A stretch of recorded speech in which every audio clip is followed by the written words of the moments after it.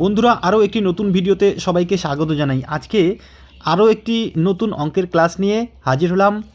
এই অঙ্কের ক্লাসে আজকে আমরা কিছু গুরুত্বপূর্ণ অঙ্ক নিয়ে আলোচনা করব, যেগুলি তোমাদের আপকামিং অঙ্গনওয়াড়ি কর্মী ও সহায়িকা নিয়োগের পরীক্ষার জন্য কিন্তু খুবই গুরুত্বপূর্ণ। আমরা নিয়মিত ক্লাস করার চেষ্টা করব, এর জন্য কিন্তু আমরা অল্প অল্প করে অঙ্ক করার চেষ্টা করব, যাতে নিয়মিত তোমাদের ক্লাসটি করতে পারি। তাই অবশ্যই তোমরা শুরু থেকে শেষ পর্যন্ত মনোযোগ সহকারে দেখবে এবং তোমাদের পরীক্ষাতে যাতে তোমরা ভালো নম্বর পেয়ে পাস করতে পারো, তার জন্য কিন্তু নিয়মিত ক্লাসগুলো করবে। তো চলো ক্লাসটি শুরু করি। আজকের প্রথম অঙ্কটি কি বলেছে দেখো, কোন ক্ষুদ্রতম সংখ্যা 1057 এর সঙ্গে যোগ করতে হবে যাতে যোগফলটি সম্পূর্ণভাবে 23 দ্বারা বিভাজ্য হয়। কোন ক্ষুদ্রতম সংখ্যা এখানে 1057 সাথে যোগ করতে হবে যাতে যোগফলটি সম্পূর্ণভাবে 23 দ্বারা বিভাজ্য হয়। তাহলে এখানে অপশনে 1, 3, 2, 4 রয়েছে। তাহলে কোন সংখ্যাটি আমরা 1057 সঙ্গে যোগ করব এবং যে যোগফলটি দাঁড়াবে সেটি 23 দ্বারা বিভাজ্য হবে। তো এই অঙ্কটি আমরা কিভাবে করব? খুবই সহজ। দেখো, আমাদের কি করতে হবে, 23 দিয়েই আমাদের এই 1057 সংখ্যাটিকে ভাগ করব। তাহলে 23 দিয়ে 1057কে ভাগ করলে কি হয় দেখো, 23 দিয়ে আমরা যদি প্রথমে এখানে 5 নিই, 5 নিলে হবে 115, অর্থাৎ 105-এর থেকে বড় হয়ে যাচ্ছে, তাহলে আমরা 4 নেব। তাহলে 4 দিয়ে 23কে গুণ করলে কত হয় দেখো, 4 3 12, 12 2 হাতে 1, 4 2 8 একে 9, অর্থাৎ 92 হচ্ছে। তাহলে আমরা এখানে 92 লিখলাম। এবারে বিয়োগ করব। তাহলে বিয়োগফল কত দাঁড়াচ্ছে দেখো, এখানে বিয়োগফল দাঁড়াবে বন্ধুরা, এখানে 3, এখানে 1 হাতে 1 থাকলো, অর্থাৎ 13। তাহলে 13, এবারে আমরা এই 7 নামাবো। তাহলে 100 কত হচ্ছে, 137 হচ্ছে। এবারে আমরা যদি এখানে 5 দিয়ে 23কে গুণ করি, 5 দিয়ে 23কে গুণ করলে হচ্ছে গুণফল 115, অর্থাৎ 137-এর থেকে কিন্তু ছোট হচ্ছে। এখানে আমরা কি করব, এখানে আমরা 137 থেকে যে সংখ্যাটি বড় হবে সেটি কিন্তু এখানে নেব। তো দেখো, আমরা যদি 6 দিয়ে গুণ করি, 6 দিয়ে গুণ করলে হবে 6 23 138 হবে। তাহলে এই 138 কিন্তু আমরা এখানে নেব। কিন্তু উপরে কত, উপরে 137, নিচে কত 138, অর্থাৎ এই যে 138, এই 138 137-এর থেকে কত বড় হলো, 1 বড় হলো। ঠিক আছে, 1 বেশি হচ্ছে। তাহলে এই 1 যে বেশি হচ্ছে, অর্থাৎ এই যে এখানে 137 রয়েছে, এখানে যদি 138 হতো তাহলে কিন্তু আমাদের 23 দিয়ে যদি ভাগ করতাম তাহলে কিন্তু সম্পূর্ণ মিলে যেত, অর্থাৎ সংখ্যাটি 23 দ্বারা বিভাজ্য হতো। সুতরাং আমাদের এখানে উত্তর বের হয়ে গেল।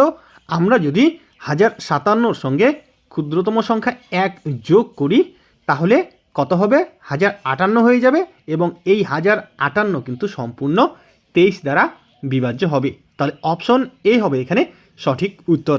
আশা করি তোমরা বুঝতে পেরেছো। যদি না বোঝো অবশ্যই কিন্তু কমেন্ট করে জানাবে। চলো পরের অঙ্কটি কী রয়েছে দেখে নিই।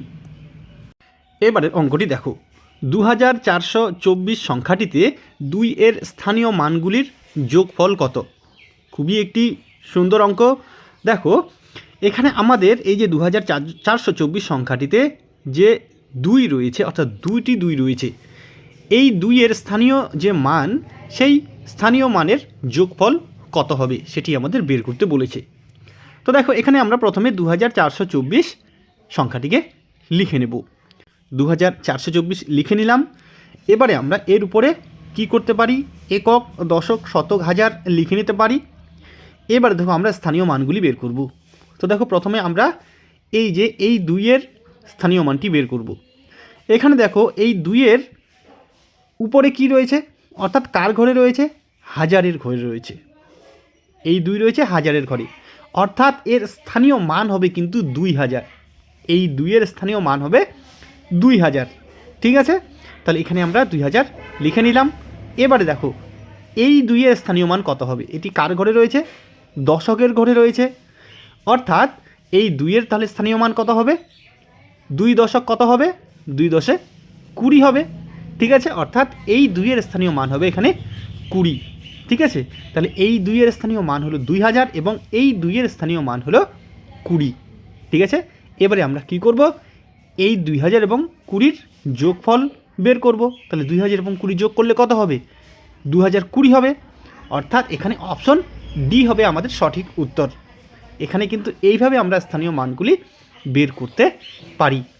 আশা করি বুঝতে পেরেছো। চলো পরের অঙ্কটি দেখে নিই। এবারে এই অঙ্কটি কি বলেছে দেখো, 49 জন ছাত্র বিশিষ্ট একটি শ্রেণীতে বালিকা ও বালকের অনুপাত 4:3। 49 জন ছাত্র বিশিষ্ট একটি শ্রেণীতে বালিকা ও বালকের অনুপাত 4:3। যদি 4 জন বালিকা শ্রেণী ছেড়ে চলে যায় তাহলে বালিকা ও বালকের অনুপাত এখন কত হবে? তো আমাদের এখানে কি করতে হবে? প্রথমে এই যে 49 জন ছাত্র বিশিষ্ট একটি শ্রেণী রয়েছে এবং তাতে বালিকা ও বালকের অনুপাত রয়েছে 4:3। এখানে আমাদের বালিকা কতজন রয়েছে, বালক কতজন রয়েছে সেটি আগে বের করতে হবে। তাহলে এখানে বালিকা ও বালকের অনুপাত কত? বালিকা অনুপাত বালক সমান সমান কত? 4:3। তাহলে এখানে লিখে নিলাম। এবারে দেখো, এখানে আমরা ধরি এখানে বালিকা 4 জন এবং বালক 3 জন, অর্থাৎ ওই শ্রেণীতে বালিকা 4 জন, বালক 3 জন। তাহলে মোট কতজন ছাত্রছাত্রী হচ্ছে? তাহলে এখানে মোট ছাত্রছাত্রী হচ্ছে 7 জন। কিন্তু এখানে আমাদের কি বলেছে যে মোট ছাত্র ছাত্রী হচ্ছে কতজন? 49 জন। কিন্তু আমরা এখানে কতজন পেলাম? মোট 7 জন। তাহলে আমাদের এই 7কে 49-এর সমান করতে হবে, অর্থাৎ এখানে 7কে যদি আমরা 7 দিয়ে গুণ করি তাহলেই কিন্তু 49-এর সমান হচ্ছে। তাহলে এই যে আমরা এখানে 7 দিয়ে গুণ করলাম, এই 7 দিয়ে আমরা কি করব? এবারে দেখো, এই 7 দিয়ে এই যে 4 রয়েছে, এই 7 দিয়ে এই 4 যে আমরা বালিকা ধরেছিলাম, এই 7 দিয়ে 4কে গুণ করব। তাহলে 4 7 কত হবে? 4 7 28 হবে, অর্থাৎ 28 জন হচ্ছে বালিকা। ওই শ্রেণীতে বালিকার সংখ্যা হচ্ছে 28 জন এবং বালকের সংখ্যা কত হবে? এই বালক এখানে ধরেছি 3 জন, অর্থাৎ এই 7-এর সাথে 3 গুণ করব, অর্থাৎ 3 7 কত হবে? 21 হবে, অর্থাৎ 21 জন হবে বালক। তাহলে ওই শ্রেণীতে 28 জন হচ্ছে বালিকা এবং 21 জন হচ্ছে বালক। তো এবারে দেখো আমাদের কি বলেছে যে যদি 4 জন বালিকা শ্রেণী ছেড়ে চলে যায়, অর্থাৎ ওই শ্রেণী ছেড়ে কতজন বালিকা চলে যাবে? 4 জন বালিকা চলে যাবে। তাহলে এখন কতজন বালিকা থাকবে? দেখো আমাদের বালিকা হচ্ছে কতজন? 28 জন। তাহলে 28 থেকে 4 জন যদি চলে যায় তাহলে কতজন থাকছে? তাহলে আর থাকছে আমাদের 24 জন বালিকা। তাহলে এবারে দেখো আমাদের এখানে তো বালক কমছে না, তাহলে এখানে 24 জন হলো আমাদের কি বালিকা এবং বালক তো 21 জনই রয়েছে। তাহলে এখন বালক বালিকার অনুপাত কত হবে? তাহলে বালক অনুপাত না, বালিকা হবে, বালিকা অনুপাত বালক। তাহলে কত হচ্ছে? 24 অনুপাত এবং বালক কত হচ্ছে? 21। তাহলে 24:21। তাহলে এই অনুপাতটিকে আমরা ছোট করব। তাহলে দেখো এটিকে আমরা কত দিয়ে কাটতে পারি? 3 দিয়ে কাটতে পারি। 3 দিয়ে 3 8 24 এবং 3 7 21, অর্থাৎ 8:7 হচ্ছে এখন বালিকা ও বালকের অনুপাত। ঠিক আছে, আশা করি বুঝতে পেরেছ। চলো পরের অঙ্কটি দেখে নিই। এবারের অঙ্কটি কি বলেছে দেখো, যদি 15টি ডিমের ক্রয় মূল্য 75 টাকা হয় তাহলে 4 ডজন ডিমের ক্রয় মূল্য কত? যদি 15টি ডিমের ক্রয় মূল্য 75 টাকা হয়, অর্থাৎ 15টি ডিমের দাম হয় 75 টাকা, তাহলে 4 ডজন ডিমের দাম কত হবে? খুবই সহজ অঙ্ক। চলো এই অঙ্কটি আমরা খুবই সহজে করতে পারবো। তো দেখো আমরা একদিকে লিখব ডিম, একদিকে লিখব টাকা। তাহলে প্রথমে আমাদের কি বলেছে? 15টি ডিমের ক্রয় মূল্য হচ্ছে 75 টাকা, অর্থাৎ এখানে আমরা ডিমের নিচে লিখব 15 এবং টাকার নিচে লিখব 75। তাহলে 15টি ডিমের দাম 75 টাকা। এবারে দেখো 4 ডজন, 4 ডজন বলতে কি 1 ডজন অর্থাৎ 12টি। তাহলে 4 ডজন কতটি হবে? 4 12 কত হবে? 48 হবে। এখানে আমরা সরাসরি 48 লিখে দিলাম 4 ডজনের জায়গায়। তাহলে 48টি ডিমের দাম এখানে আমাদের কত হবে এটি বের করতে বলেছে। এখানে আমরা প্রশ্নচিহ্ন রাখব। তো দেখো আমাদের এখানে এবারে কি করতে হবে? সম্পর্ক বের করতে হবে। সরল সম্পর্ক না ব্যস্ত সম্পর্ক। এখানে দেখো আমাদের 15টি ডিমের দাম 75 টাকা। এবারে ডিম কতগুলি হয়ে গেল? 48টি হয়ে গেল, অর্থাৎ ডিমের পরিমাণ এখানে বেড়ে গেল। তাহলে এখানে আমাদের টাকার পরিমাণ বাড়বে না কমবে? এখানে দেখো কম ডিম কিনলে কম টাকা দিতে হবে এবং বেশি ডিম কিনলে বেশি টাকা দিতে হবে। তাই এটি কি হবে? এটি হবে সরল সম্পর্ক, তাই না?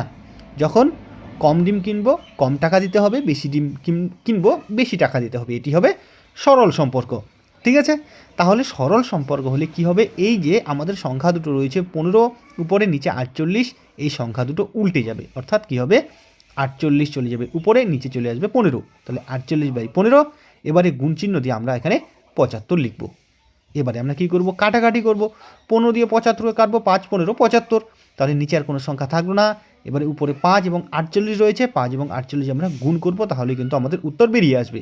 তাহলে 5 এবং 48 গুণ করব, দেখো 5 এবং 48 গুণ করলে হবে আমাদের 240, অর্থাৎ আমাদের 4 ডজন ডিমের ক্রয় মূল্য হবে 240 টাকা, অর্থাৎ অপশন এ হবে এখানে সঠিক উত্তর।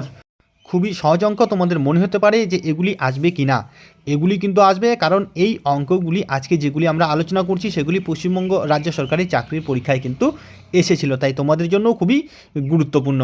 চলো পরের অঙ্কটি দেখে নিই আমরা কি রয়েছে। এবারে এই অঙ্কটি কি বলেছে দেখো, কোনো অর্থের 2/3 অংশ 24,000 টাকা হলে এই অর্থের 3/20 অংশের মূল্য কত? তাহলে কোনো অর্থের 2/3 অংশ 24,000 টাকা হলে এই অর্থের 3/20 অংশের মূল্য কত হবে? দেখো এগুলো সাধারণত এক্স ধরে করতে হয়, তো এগুলো আমরা এক্স না ধরে কিভাবে খুব সহজে করব। দেখো এখানে আমাদের 2/3 অংশের মূল্য দেওয়া আছে 24,000 টাকা, অর্থাৎ এই যে 2/3 অংশ সমান সমান 24,000 টাকা। এখানে দেখো যদি আমরা মোট অর্থটাকে ধরি 3 একক, মোট অর্থটা ধরি 3 একক, এই 3 এককের মধ্যে 2 এককের মান হচ্ছে 24,000, 3 এককের মধ্যে 2 এককের মান হচ্ছে 24,000, তাহলে অর্থাৎ বলতে পারি যে 2 এককের মান এখানে কত, 24,000। তাহলে 2 এককের মান যেহেতু 24,000, তাহলে 1 এককের মান আমরা খুব সহজে বের করব। তাহলে 1 এককের মান কত হবে, 1 এককের মান হবে 12,000, 2 এককের মান 24,000, অর্থাৎ 1 এককের মান হবে 12,000। 24,000কে 2 দিয়ে ভাগ করলে কি 12,000 হবে, তাহলে 1 এককের মান হবে 12,000। তাহলে যেহেতু 1 এককের মান আমরা বের করতে পারলাম 12,000, তাহলে এই যে সম্পূর্ণ অর্থ হচ্ছে 3 একক, তাহলে 3 এককের মান কত, 3 এককের মানও আমরা সহজে বের করব। 3 দিয়ে আমরা 12,000কে গুণ করব, তাহলে কত হচ্ছে 3 এককের মান 3 12 36,000 টাকা হচ্ছে, অর্থাৎ এই 36,000 টাকা হচ্ছে সম্পূর্ণ অর্থ। তাহলে আমরা খুব সহজেই কিন্তু এক্স না ধরে সম্পূর্ণ যে অর্থ সেটি আমরা বের করতে পারলাম কত, 36,000 টাকা। তাহলে এখন এই 36,000 টাকার 3/20 অংশের মূল্য কত সেটি আমরা কিন্তু আরও সহজে বের করব। তাহলে 36,000 টাকার এই যে বলেছে এই অর্থের বলতে কিন্তু এই যে সম্পূর্ণ অর্থ 36,000 টাকা, এই 36,000 টাকার 3/20 অংশের মূল্য কত, অর্থাৎ 36,000 গুণ 3/20, ঠিক আছে, 36,000 গুণ 3/20। এবারে আমরা কাটাকাটি করব, দেখো একটি শূন্য কেটে দেব। এবারে দেখো আমরা 2 দিয়ে এই 3,600কে কাটবো, কত হবে 1,800 হবে, তাহলে নিচে আর কোনো সংখ্যা থাকলো না। এবারে আমরা 3 দিয়ে এই 1800কে গুণ করব, তাহলে কত হবে 3 18 কত হবে 54 হবে, অর্থাৎ 5,400 টাকা হবে। অর্থাৎ কোনো অর্থের 2/3 অংশের মূল্য 24,000 টাকা হলে এই অর্থের 3/20 অংশের মূল্য হবে 5,400 টাকা, অর্থাৎ অপশন বি হবে এখানে সঠিক উত্তর। তাহলে এভাবে কিন্তু এক্স না ধরে এই অঙ্কগুলি আমরা খুব সহজে করতে পারবো। তাহলে বন্ধুরা আজকে আমরা এই ভিডিওতে খুবই গুরুত্বপূর্ণ কিছু অঙ্ক নিয়ে আলোচনা করলাম, যেগুলো তোমাদের অঙ্গনওয়াড়ি কর্মী ও সহায়িকা থেকে শুরু করে ডাব্লিউপি কেপি কনস্টেবল সব পরীক্ষার জন্যই কিন্তু গুরুত্বপূর্ণ। আশা করি ভিডিওটি তোমাদের উপকারে আসবে। ভিডিওটি ভালো লাগলে লাইক কমেন্ট ও শেয়ার করবে। আজকে এ পর্যন্তই, দেখা হবে নেক্সট ভিডিওতে।